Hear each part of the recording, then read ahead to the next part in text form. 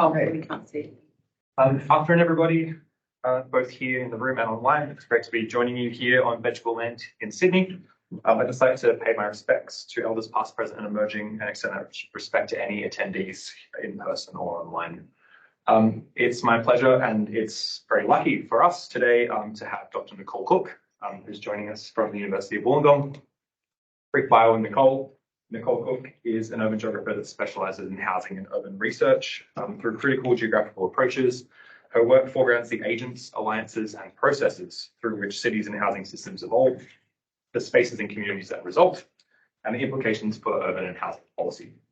Nicole specialises in theoretically rich policy relevant research that's underpinned by qualitative and mixed methods. Things that Nicole does and she's currently working on. She's a former co-convener of the Urban Geography Study Group for the Institute of Australian Geographers. Co-convener, something that Nicole and I did together a few years ago, of the Housing Theory Symposium on the Financialisation of Housing, and was the lead editor of a Routledge collection, Housing and Home Unbound. She was the project lead on a recent Ahuri project exploring resident opposition to high density and social housing in Melbourne, and is currently a co-ARC discovery project holder on the University of Wollongong-led project, Reassembling the Pandemic City's Shifting Geographies of Creative Work. It's a long introduction. Nicole is awesome. We're very lucky to hear from her today. So I'll throw it over to Nicole. Thank you, Charlie. And also thank you to Lee for your coordination of this talk today. I'd like to say that Ahuri project probably isn't that recent. Unless was one that was looking at questions of densification, and obviously from a slightly different perspective to what I'll be talking about today.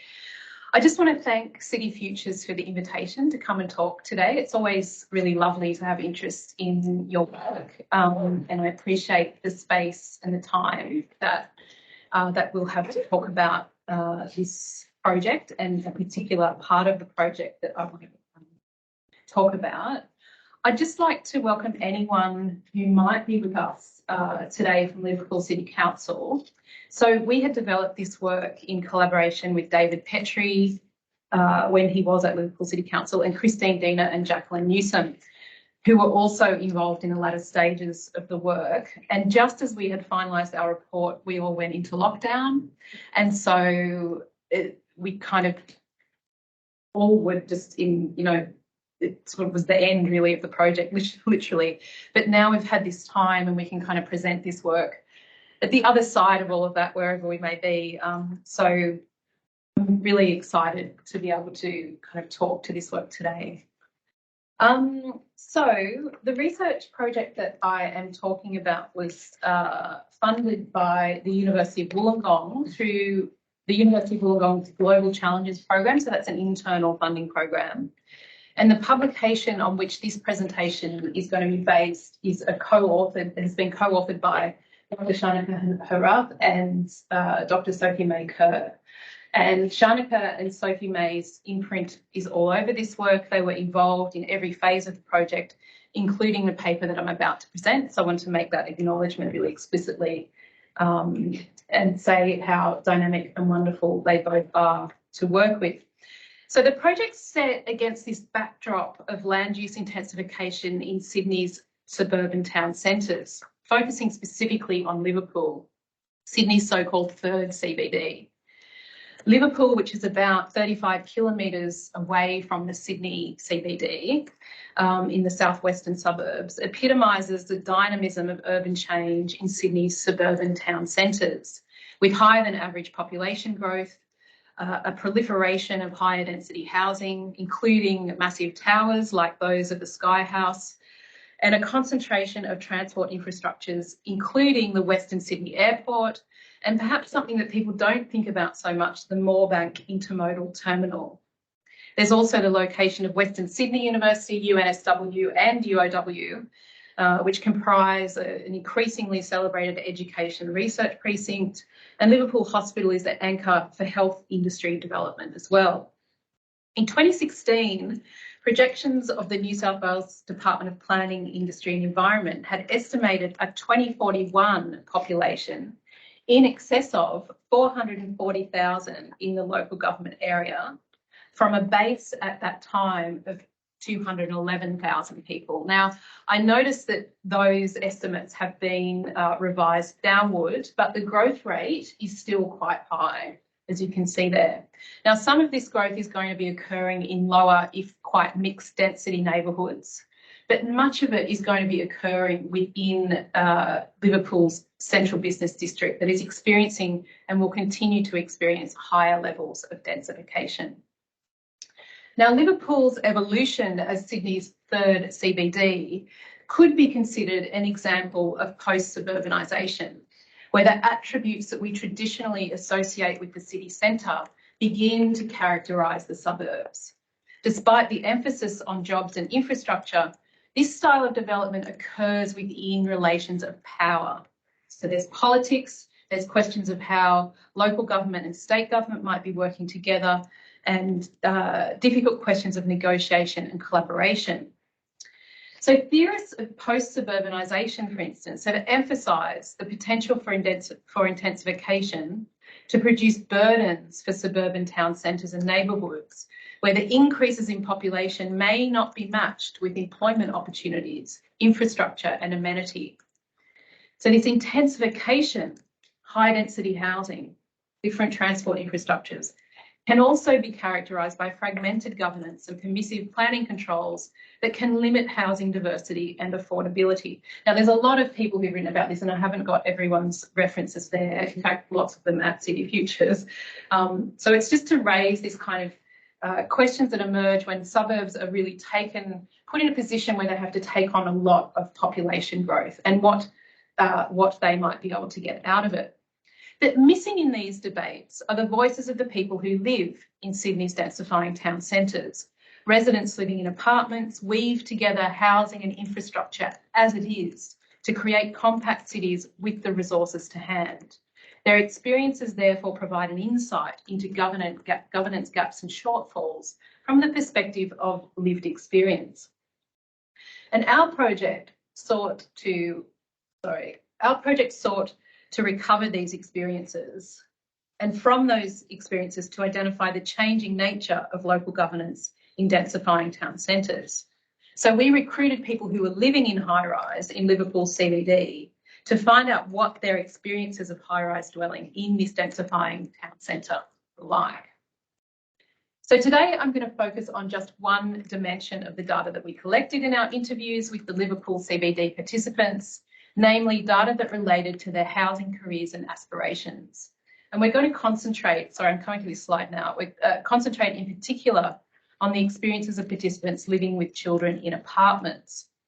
And our research questions are effectively to find out what are the housing preferences and aspirations among parents with children dwelling in apartments in Liverpool CBD.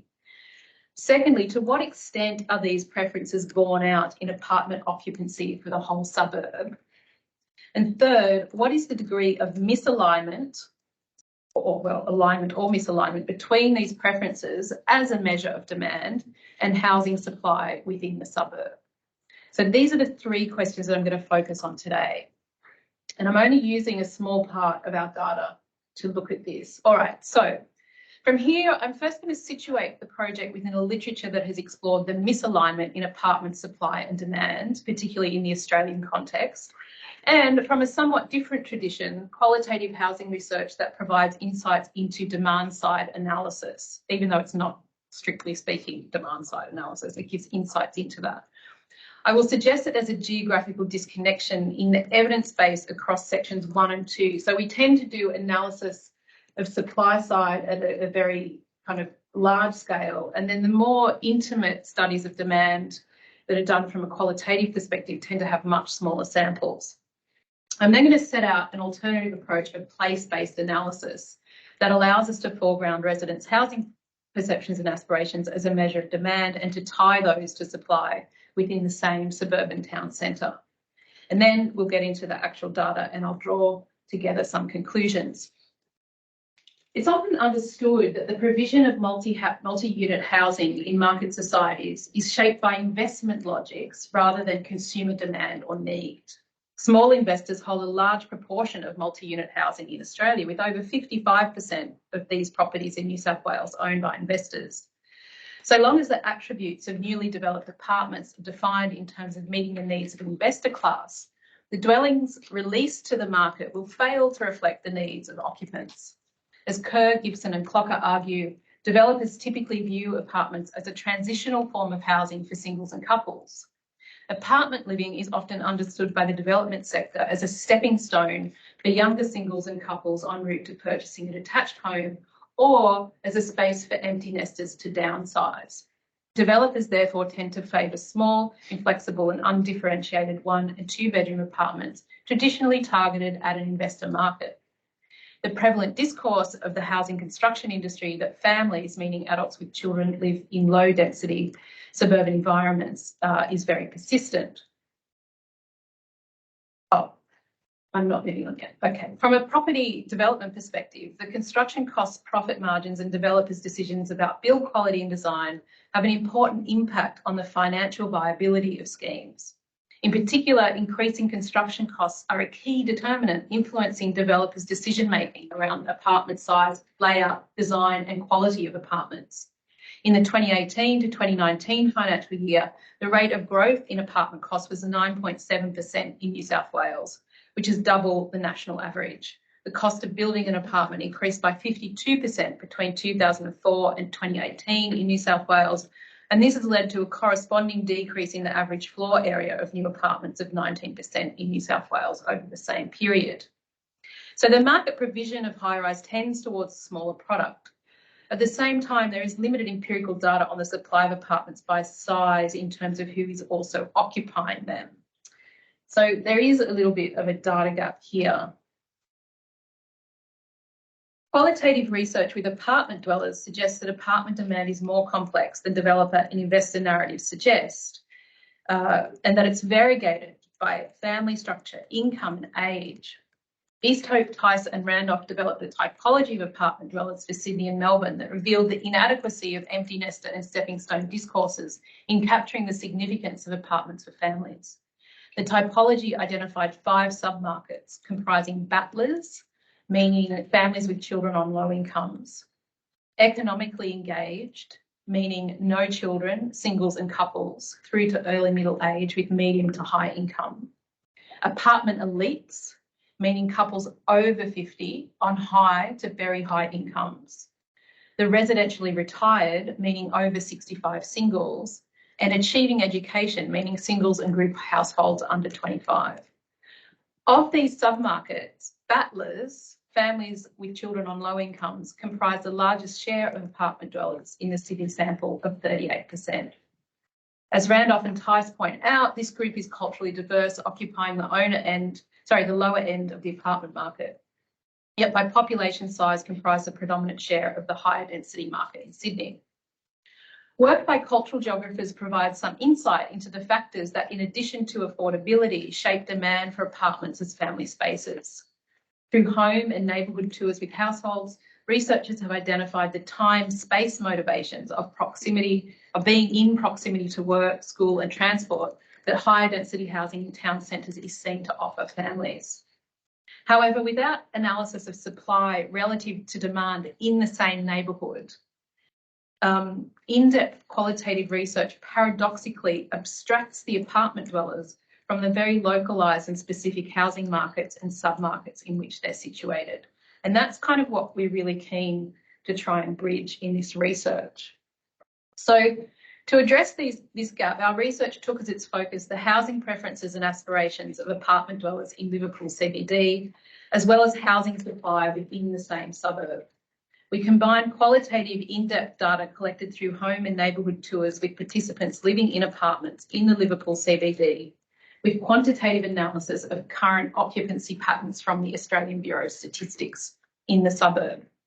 The quantitative analysis allowed us to better understand how participants' experiences, how typical participants' experiences might have been, because we've got a very small qualitative sample. But second, it allowed us to contrast participants' preferences and aspirations with what was actually being supplied. We also analysed monthly building approval data to examine how the current building approvals would reflect future supply. I'll comment on that as we move forward, because there's a little bit of delay in that aspect of the data. Okay, let me make a few notes about the qualitative interviews. So data are drawn from a subset of 10 interviews and apartment tours.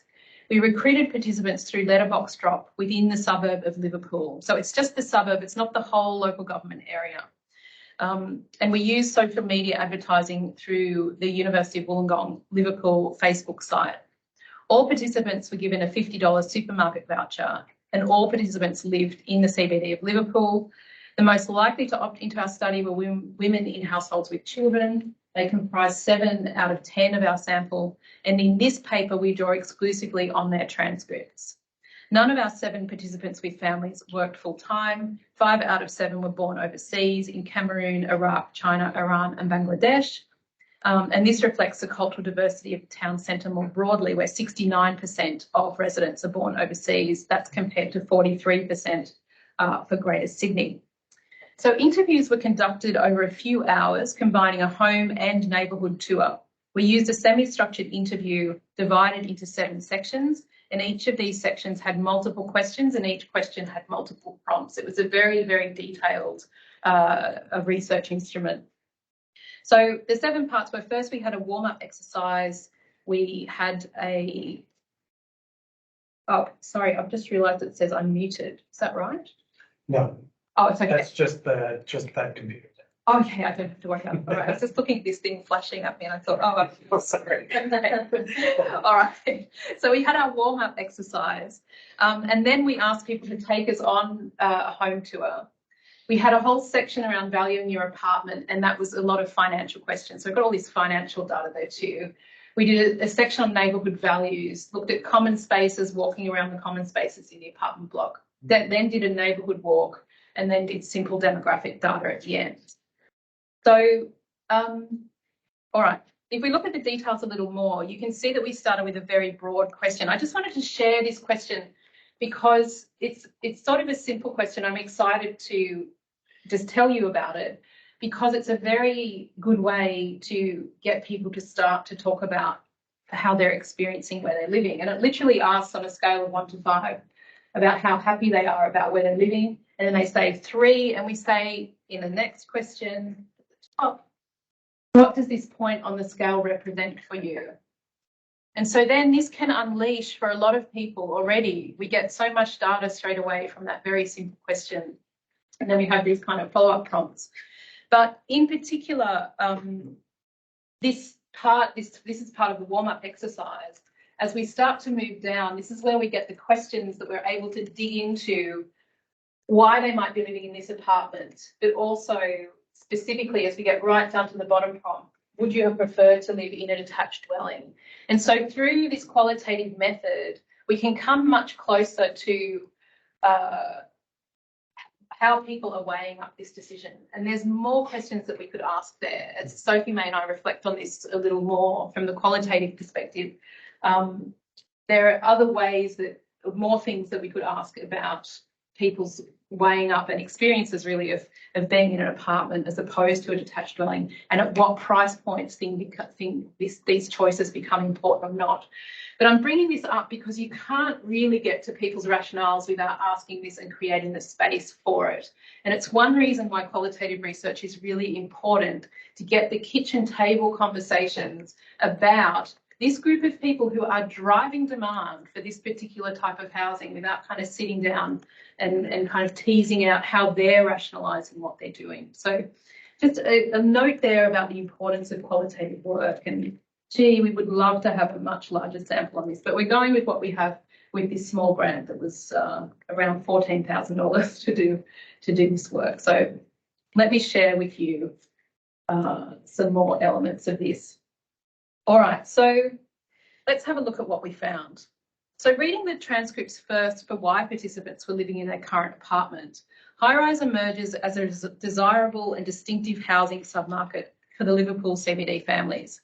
The experience of Amy, who had lived with her husband and 2 children in a 3-bedroom apartment for 10 years, so that's 2 children, husband, 3-bedroom apartment, 10 years. So this is someone who's locked on into an apartment dwelling, is really indicative. Living in Liverpool CBD meant her husband was closer to work, while proximity to her children's school and childcare, along with culturally diverse retailers and communities, made her life as a full-time parent and settlement in Australia easier. I'll just let you read that quote. I want you to get a sense of just how clearly this was the right place for Amy to be living, in her own words.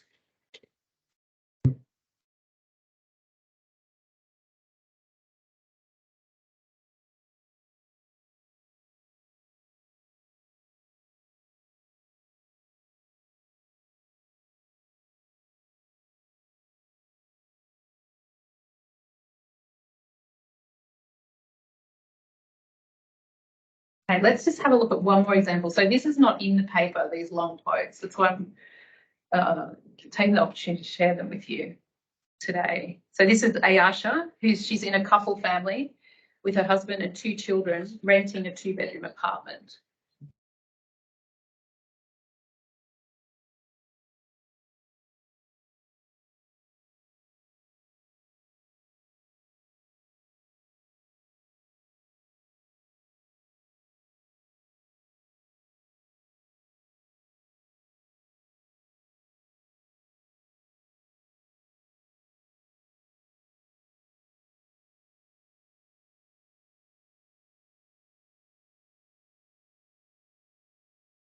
Their theme right at the bottom there that becomes more important about space as we kind of move on. So how does Ayasha respond when asked if she would prefer to be living in a detached house or an apartment? So while conceding that a house could be good, she says houses are good, Ayasha indicates that it would not work because she cannot afford to drive and, crucially, doesn't want to lose her proximity to the CBD. So while recognising that, yes, a house might be good, it's a new apartment off the plan that she's planning to buy. So she tells us later that she's planning to buy an apartment. So there's kind of this, throughout the transcripts, we get this sort of same response, which is like, oh yeah, that would be good, but given all of this, this is, an apartment is going to be better for me. An apartment's what I'm thinking about buying, or this is how I see myself, my future kind of going. So we have from Amy as well, when she's prompted, I'll just give you a little bit of detail here. Similarly, when prompted, Amy says that maybe a townhouse or some sort of house could accommodate a growing family, as she puts it. But she says this would depend on location, relative to her husband's work, the convenience of culturally diverse services and communities, and crucially for Amy, affordability as well. So that Amy's whole quote's not there, but that's the background to that. But where Amy lands, like Ayasha, and also for 6 out of the 7 CBD families, is that a CBD apartment is, as Amy puts it, the best spot for us. So all of this weighing up comes down to, given the affordability, given that I need to be in location to this neighbourhood, and a lot of walkability, particularly for these women as well, which is not in that particular quote but comes through in the transcripts, means that they consistently land on the side of an apartment here is where I am, is the best place for us to be. Okay, I want to just pause for a second to consider how in these, what I think of as kitchen table discussions, the boundary between choice and necessity are really blurred. When we ask people if they would prefer to live in an apartment or a detached house, they considered the question in the context of intersecting familial, practical and financial conditions.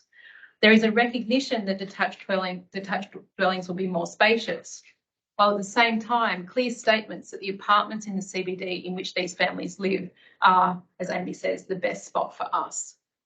So it's not like people are saying, oh, a house would be terrible. It's like within the constraints of the options that they have, the apartment in the CBD is seen as the best option. I think that's an important clarification or qualification, I guess, that came out of the work. Crucially, this is not always about minimising housing costs, but also minimising housing and car costs, and crucially, the stress of driving. Having a car and having to pick up children in the car was seen by some participants, like Sigrid, who lived in a 3-bedroom apartment with her husband and 4 children, as adding extra unneeded stress to parenting.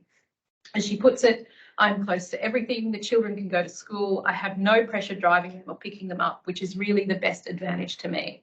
I'm close to the library, Aldi, Westfield, the church and the station. I see so many advantages. This is in line with findings from research by Kerr, Clocker and Waite, showing that for many first-generation migrants, driving can be a process that causes increased worry and stress. but it also shows a whole set of factors that are together shaping demand for apartment dwelling in town centres that have hitherto been missing in compact city literature. From a financial perspective, Ayasha figures that the $50 extra she pays in rent for living in a CBD apartment is more economical than moving further out and needing a second car. As she puts it in our second quote here, most important to me is the location. I can get everything in a very short distance. We are paying $50 more than in our last apartment, but if I had to own my own car, that would cost me more. Okay. Oh, there's a few more examples here that I haven't put up there, but I'll just read out. So Margot lives with her mother in a 2-bedroom apartment. She similarly prioritises walkability to public transport, the shops and the library within the context of considerable financial constraints.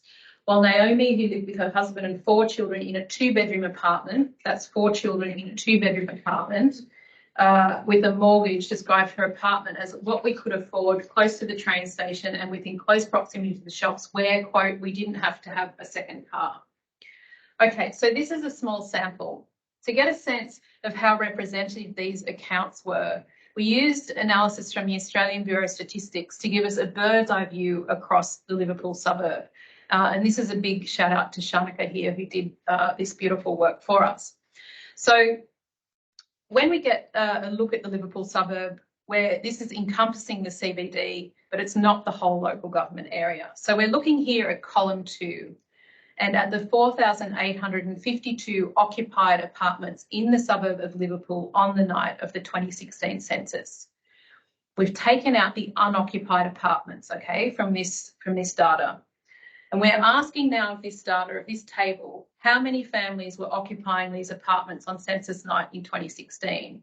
And we find when we look at couple families with children and one parent families with children, there are 2,440 households out of 4,852 occupied apartments where families live with children live. So that's 50.3% of the apartment stock in the CBD of Liverpool, in the suburb of Liverpool incorporates the CBD. This is about twice the proportion of families in apartments for Greater Sydney in 2016, and it's a slight increase on 2011 for the Liverpool suburb, which was 49.5%. So it was increasing. Just 1 in 4 apartments were occupied by lone person households, which is half the proportion occupied by families. And this proportion of lone households occupying apartments decreased since the 2011 census. So these data, not by much, 2.2%. So these data turn the idea of apartments as stepping stone for singles and childless couples upside down. They reinforce the steer from the qualitative interviews that apartment living in the Liverpool CBD is a significant option for families with children, and crucially, focusing just on the town centre, we can see that Liverpool CBD families are at the forefront of compact city dwelling. Coming back to the qualitative data now, a second important theme emerging from the CBD families is that as their families grew, so as they had more children, they continue to prioritise apartments over detached dwellings. And this was a really interesting outcome of this study. In this context, differences within the apartment market become really significant, and in particular, large apartments were highly sought after. So Amy's account of finding a large apartment to support her growing family is indicative. And she recalls, we knew that later we would need more and more space because we knew we were going to have a family. We thought we might as well get it now than later. When you need to move, then the price will probably be up again. So this was her buying an apartment. They were talking about this in relation to a 3-bedroom apartment purchase. For Ayasha too, the birth of their children triggered the search for a larger apartment rather than demand for detached dwelling. This included her decision to leave the tiny 1-bedroom apartment she rented with her husband to find a new rental with 2 spacious bedrooms when her second child was due. Similarly constrained by the cost of detached dwellings with her second pregnancy, Naomi and her husband, again, this is the couple family with 4 children, moved from a 2-bedroom rental in a nearby suburb to a larger off-the-plan 2-bedroom apartment in Liverpool CBD that they bought. Sarah and her partner too bought a larger 2-bedroom apartment in Liverpool CBD rather than a detached suburban home ahead of the birth of the first child. So this narrative was coming through quite loudly and strongly within this sample. All right, apartments also dominated, as I mentioned before, future housing plans. While acknowledging the ideal of the detached dwelling was more spacious, it was a nearby apartment that Ayasha was planning to buy. She says, we already like the thought of the one that's under construction here, so we're just planning with our real estate. So these are sort of giving us a hint of aspirations for where people might live over the life course as well. Again, it's small and obviously we would love to go back or do a study that allowed us to interrogate that a bit further. So I just want to share with you one more quote. Do I have time? One more? Yes. Okay. It's quite a long sequence and it's from one of Sophie May's interviews. And this is Amy again, but it really captures the emphasis from all participants on how highly space is prioritised. I just want to say it in her words because you realise that when you're a family looking at an apartment space, I'll just read it to you. You can have a think about what you think about it. All right. So it starts with Sophie May's question. There's no words here, so we'll just have to listen for this part. So Sophie May says, I wanted to talk a bit more about the current apartment and I wonder if we could go for a little walk around and you can show me 2 things that you really like or love about your apartment and 2 things that you don't really like as much. So Ayasha says, okay, I'd like to say the 2 best things would be the corridor. It's a long corridor. Before we had the kids, I didn't much like this long corridor because I think it's too long. Like when we have grocery shopping, you have to carry a lot of things, walk a long way to the kitchen. But when you have kids, when the weather's not good, they can play with ball games, they can do a bit of running here. So this long corridor becomes like an entertainment space. Imagine if you have a standalone house, you sometimes have a family room or entertainment room, but in an apartment you don't. But this can provide some kind of entertainment for the family. Sophie May says, that's great. So you feel positively about the hallway now. Ayasha says, yeah. Then I would say the 3 bedrooms. As you can see, these 2 have got built-in wardrobes. That saves space to put the extra furniture, like the balcony furniture. The balcony wasn't used. That's a whole other interesting story.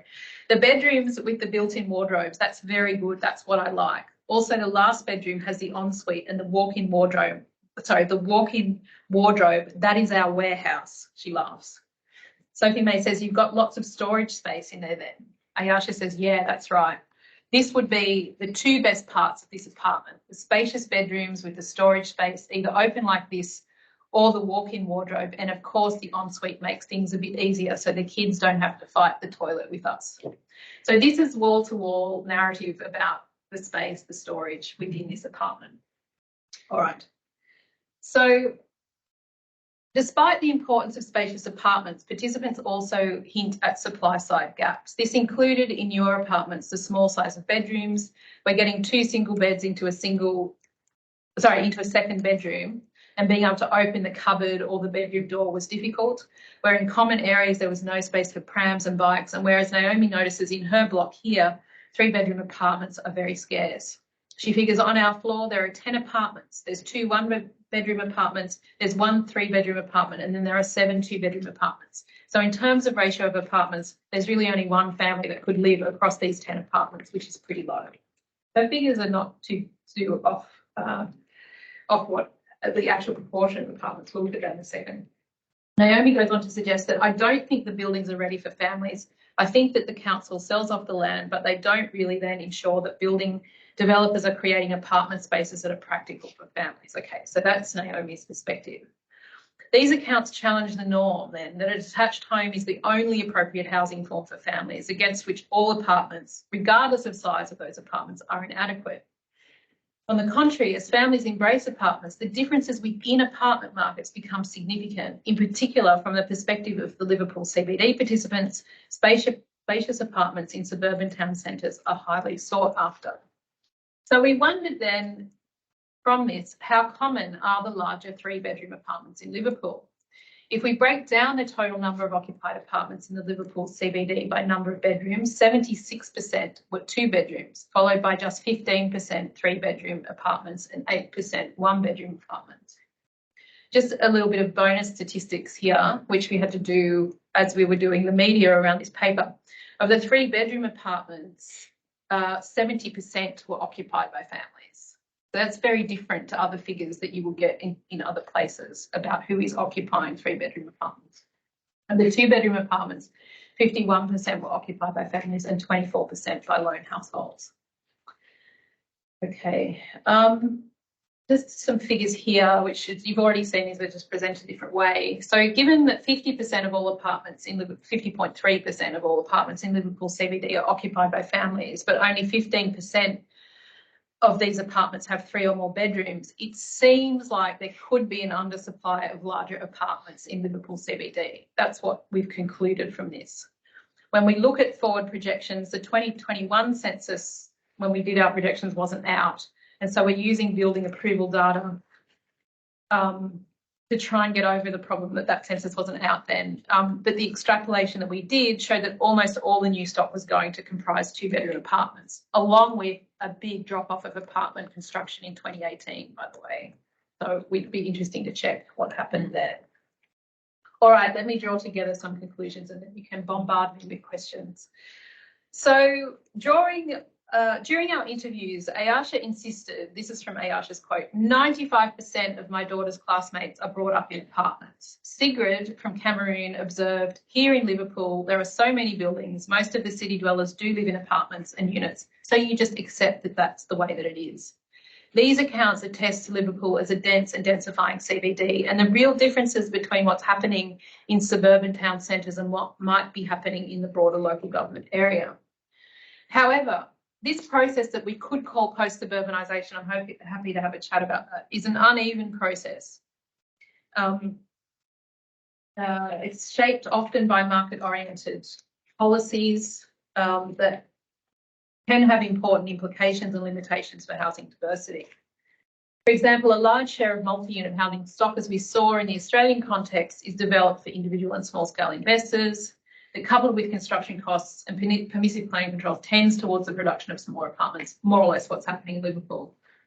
Given that a significant proportion of multi-unit dwellings in suburban town centres are occupied by families, there's a potential misalignment here between housing supply and demand in these neighbourhoods. Mixed method place-based approaches that consider both resident demand and multi-unit housing supply within the same suburban town centre reveals these sites as very dynamic places in housing submarkets where apartments play an increasing role in family life. Well, I would probably say continuing role in family life, because if we go back even to, the early 2000s, we might see similar numbers of families living in apartments. The suitability of multi-unit housing stock is an important policy issue. These questions are of singular importance in middle and outer suburbs enlisted in policies of population growth.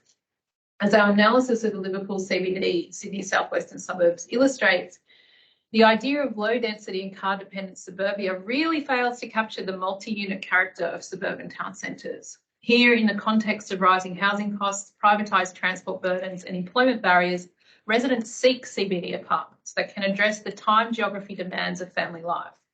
Our analysis of dwelling structure by family type in Liverpool reflects the ongoing significance of multi-unit dwelling in lower order town centres for families. And just noting Randolph and Holloway's work in Fairfield in 2005 that had already documented some of this. We show that in 2016, 50% of high-rise apartments in Liverpool CBD were occupied by families, compared to just 26% of apartments occupied by singles. High-rise apartments in Liverpool's town centre are therefore more than transitional housing options, a point reinforced by the Liverpool CBD families. These accounts suggest housing demand in outer suburban town centres is diversifying beyond detached housing in car-dependent suburbs to include spacious apartments in the town centre. While it might be tempting to consider suburban densification as a solution to the ills of sprawl, the experiences of the families who make the suburban high-rise home reveal distinctive market shortfalls and policy gaps. Our research reveals an opportunity for Liverpool City Council to revise development control plans to achieve a higher ratio of 3-bedroom apartments relative to 2-bedroom and 1-bedroom homes moving forward. This is especially as ratios of 3-bedroom apartments in the current development control plan for Liverpool CBD are set at 10%, which is exactly what Naomi calculated as well, even though, as we have seen, families occupied 50.3% of the apartment stock in 2016. While increasing the supply of larger apartments could be achieved through density bonuses, experiments elsewhere could be useful to look at, such as the Hillshire Council, who I think had a 20% ratio of 3 and 4-bedroom apartments in some of their development corridors. This all flags the potential for diversification in planning controls and potentially some experimentation that could be done there. There's also a need for analysis of housing demand and supply at the scale of the suburban town centre.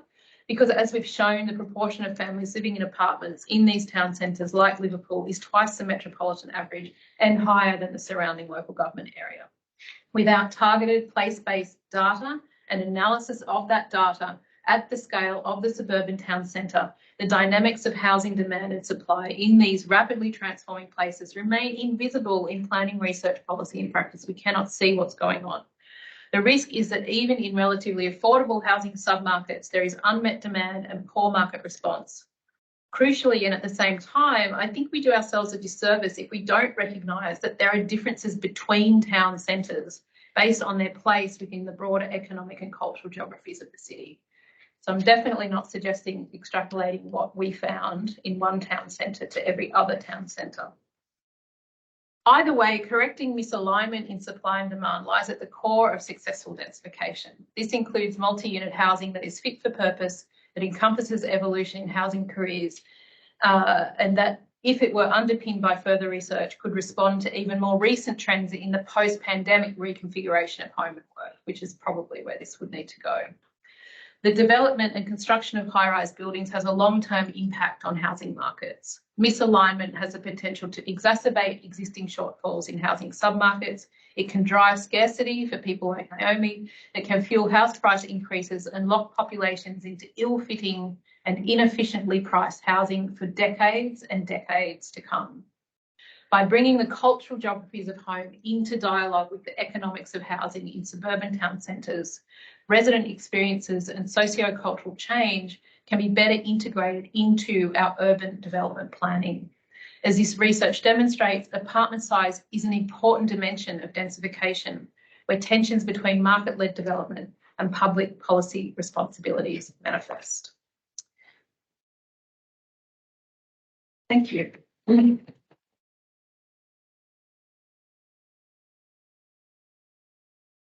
Thanks so much, Nicole, for an excellent and hopefully thought-provoking presentation. Are there any questions in the room to begin? Is there? Did you examine at all whether the people living in these apartments could actually afford the rent for larger apartments? Or? No, I mean, that's the question that I feel like that's a great question that we would love to do now. This was a small pilot study. Like literally we had such a small sample, but yeah, that's a really good question and something that I think is worth exploring to kind of just, to find out what those price points might be, like, what that trade-off is. Thank you. I agree with that. Yes. Richard, I know that there were a couple of questions already and maybe some more online.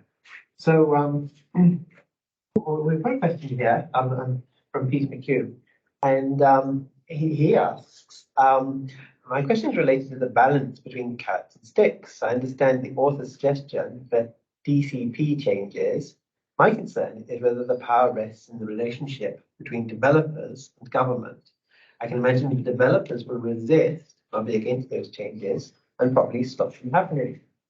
Alternatively, and/or concurrently, are there ways that developers can be incentivized to change their design? Is there some way that better alignment can not only help tenants, but also make developers more money? Then we might see the developers think more seriously about adjusting their current model. Yeah, thank you for reading that out, Richard. And thank you to, sorry, who was the person who was Peter? Peter, yes. Peter, thank you for your question.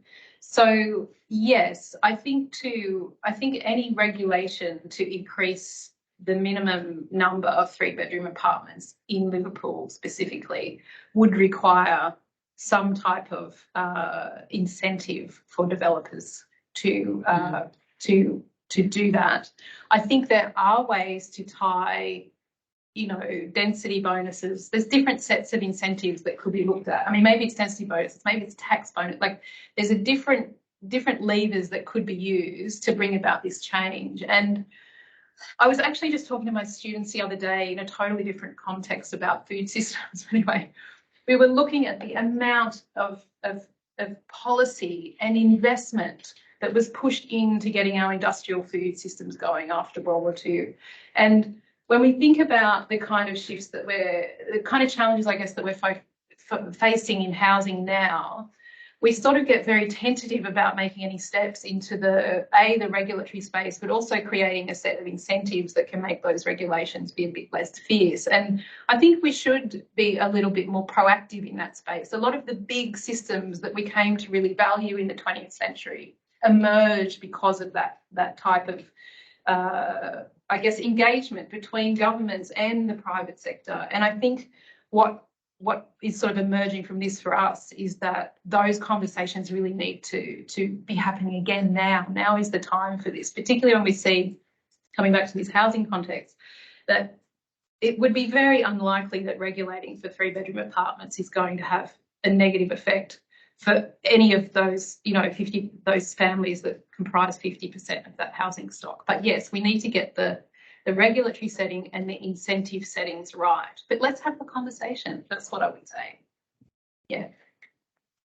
Okay. Are there any other questions online? I'll take one from Lee. Yeah. I'm wondering if you, maybe this project was pre-COVID, if you feel like, I mean, I know from my own situation, a 2-bedroom apartment starts to feel small when 2 people are working at home, and in addition to having kids there. So I'm just wondering if you think that kind of if there's a change in the developer's perspective based on changing demand post-COVID. I'm sure that there is. I'm probably not the best person to answer that question. But I cannot imagine that there hasn't been some impact. It would be very interesting, yes, to talk to developers about how maybe it's that will be more of a trigger than families in terms of changing what they're doing. But I would say this, it does come down to affordability. So it almost doesn't matter what design change happens. If it's not affordable to people, then it doesn't contribute to enhancing accessibility to the right sort of housing for the majority of the population. So I just always think we have to temper that will to design with a will to social inclusion. It's like, how can we kind of temper those two things? But yeah, I think there's a COVID story here that's very interesting. There's a COVID story that's very interesting on how many people may have stopped living in CBD apartments in that time as well. Yeah. Question online? Yes, I was interested in the question that you asked about whether or not people would move to a townhouse or some other form of housing. And I'm just wondering whether or not there was any sort of looking at cultural values underlying that. In Waterloo, when we did consultations with communities, we found that the Russian community and the Chinese community were quite happy with high rises. The traditional people coming out of skip sort of backgrounds were looking to replicate what they were familiar with. So I guess the question about what people grew up in or that sort of cultural thing also feeds into how comfortable people are in terms of initially moving into these locations. Yeah, so thank you. We did actually ask people about their history of living in apartments, and for all of our sample, 2 who were Anglo-Australian families, they had lived in apartments. They had no experience of living in a detached dwelling, and so their history within our sample was very similar to Amy and Ayesha, who had come from a migrant background from different parts of Asia. So, I mean, from our sample, no, I can't actually say that was very clear. But again, I mean, I'm basing this on a small sample. So yeah, I think underlying what you're saying is that that potentially this is a market that is only for migrant households, and I don't know that we have the data that we can actually say that. So I would like to see more data around that. I think that affordability is a big question as well. And I also have to say this, I don't think people, even in our sample, they weren't against detached dwelling. It's like, oh my God, I could never live in a detached dwelling. It was a question of affordability, what their kind of routine was, not wanting to own a second car. Like, it's almost like this is what I was saying about the choice question, like choice and necessity. It's a lot of necessity built into this. And I think sadly the horse has already bolted in terms of detached dwelling being affordable, even for people of, under 30, like regardless of their background. So yeah, I think there's a lot of different stories in there that we need to unpack a bit more, and perhaps around that affordability question before we start to racialise it too much, I would say. Yeah. Wait. Oh, go ahead. Sure. Awesome presentation. Thank you so much. I did have a question. I noticed that you said there was a part of your sample, or an increasing sample, of single mothers with children who live in apartments. And it kind of got me thinking about like safety and security. Did that come up at all, like in terms of it being like more secure and maybe more safe in an apartment compared to maybe a detached dwelling? Like, did kind of that come up at all? Didn't amongst noise was probably a bigger thing, I think. I'm just trying to think. We did have one person who was living with her mother who we interviewed. She was in her 30s. And she was very conscious of people being able to look in and see her in the night in her apartment. I think that's the only thing I can remember that was explicitly around those questions of security. And there were a couple of people in the broader sample who loved living in an apartment because it felt so secure. Yes. Yeah, that was kind of my. Yeah, not from the seven, but we've got another 3 who were a young couple, a guy living on his own, and an older woman living on her own. And the young couple, the woman in the young couple, she felt very secure in her on the 15th floor of this high-rise building. So yeah, very interesting question though. Yeah, thank you. We have a couple of more comments just come through. Well, first is Danny Wiggins, who mentions DCP are guideline documents. So let's not forget SEPP 65 and/or the standard LEP as stronger mechanisms. So will you comment on that? For those of us who don't know what those acronyms are, So the development control plan, well, this is going to put pressure on my knowledge, but the development control plan is going to be at the local level, and the SEP is the state government level. What was the other one that was mentioned? Oh, the local environment plan. So the local environment plan sits here, the development control plan sits there, and the SEP is right up the top. Okay. And so then the question is, should these other higher instruments be used, Richard? Is that right? He's just mentioning that they're also available because we touched on DCPs. If you sort of mention which is appropriate or why, or I feel like the DCP. I mean, I would have to double check whether the DCP has precedence over the SEP. No, it doesn't. It doesn't. But in particular, the question was about SEP 65, which is the apartment design guide. Yeah. Design guide. Thanks, Danny. Hello. tell us. So yes, I had a similar question because the apartment design guide, which is statewide, and does belie your earlier point about being context responsive in your apartment design. That's an interesting question, but I do think there's probably some minimum standards, and the apartment design guide does set some of those standards. So a lot of the parking, a lot of the storage and stuff has come through the design guide, which is SEP 65 to use that jargon, as opposed to the DCP. So it is another question, I think. So. Yeah, right. But maybe too deep in the weeds. Yeah, maybe I'm not the best person to answer it. Do you have a thought about like whether does the DCP and the SEP need to be better aligned, or? Well, there's alignment. It doesn't really come into it because any discrepancy we ignore the DCP. So to answer your question before, if the apartment design we need to change the SEP. Looks like Danny might have a follow-up comment or question. Look, yes, hi. Love the presentation. I'm not sure whether you can hear me there. I can, Danny. Thank you. Just turned myself on. But, in the statutory planning sense, DCPs are so powerful. Sorry, let me start again. SCPPs, as you say, are so powerful, and SCPP 65 regulates apartment design. LEPs, also statutory legal documents. DCPs are guidelines. It's But I guess the problem might be, subservient to the LEP. The legislation says DCPs are, it's like parent-child. DCPs are subsidiary documents, subsidiary to their parent LEP. So to see it as a toolkit, you know, and let's concentrate on those higher order legal instruments if we want to get some teeth into this, because the developers with DCPs can't really ignore them, but they're purposely flexible. That's the issue.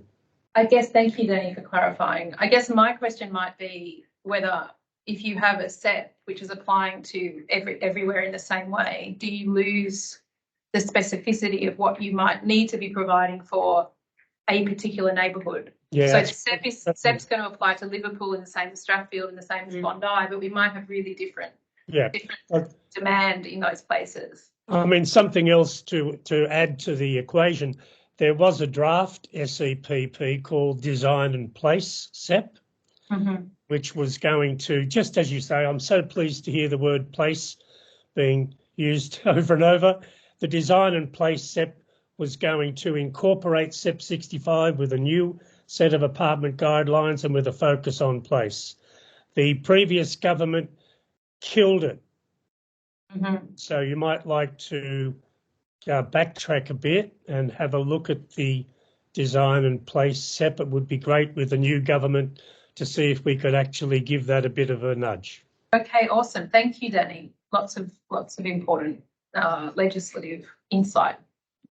Looks like we have time for one more, maybe. Or someone. There's one here, unless someone's got something. Well, it's a comment from Michael Jolan. Great study. Makes me think not only of what kinds of apartments we need, but also what kinds of services are needed, supermarkets, open space, sure, but doctors, churches, ethnic shops, we may need to figure out how to keep those in our centres. Yes. In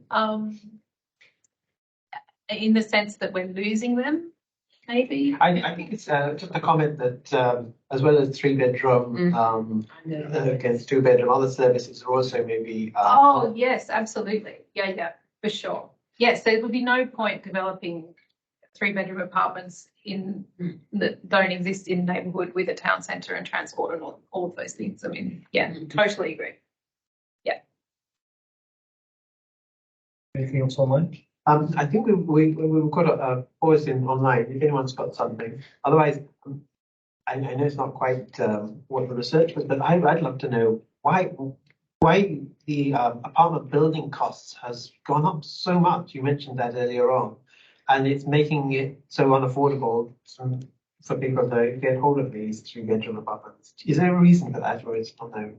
Well, no, I'm sure it is known. I may not be the person to know it. That's probably a question for my collaborator, Shanika, who would be able to answer that question. I suspect inflation would have something to do with it. Does anyone in the room have any better suggestions around it? Shanika, do you want to? Hi. No, so what I would say is that we looked at the ABS data to see historically how the construction costs have changed. And then we actually found out this very nice relationship between cost increases and the size of apartments decreasing over time. And the contrast was very significant for New South Wales. So that's why we explained in detail that construction costs have increased substantially in New South Wales compared to other states. And correspondingly, the apartment size also decreased substantially in New South Wales. So potential reasons for that would be, as one of the audience members mentioned, there was an increase in construction cost, even pre-COVID and during COVID more so. So that increase in cost certainly impacted the construction costs. And so we saw an increase in construction costs nationally, but the increase was disproportionately high in New South Wales. I'd speculate a couple of things. Well, one is inflation and the supply chain and all the rest of it. But New South Wales, because we require certain things like balconies and storage, and because the market will deliver certain things in anticipation of those 2 bedrooms being a whole bunch of adults. In fact, I'll just have lots of bathrooms to go with all those bedrooms. Those wet areas have a higher price. So if you're having like a bathroom per bedroom in a 2-bedroom apartment, the cost per apartment is going to go up then, like a single bathroom for a 3-bedroom apartment. So there are some specific things that will come out of New South Wales. Yeah. But it's changes in design as well. Yeah. Great. Well, thank you very much, engaged audience, both in the room and online, for the great questions. And please thank me. Oh, don't thank me. Please for a wonderful presentation and to see us out.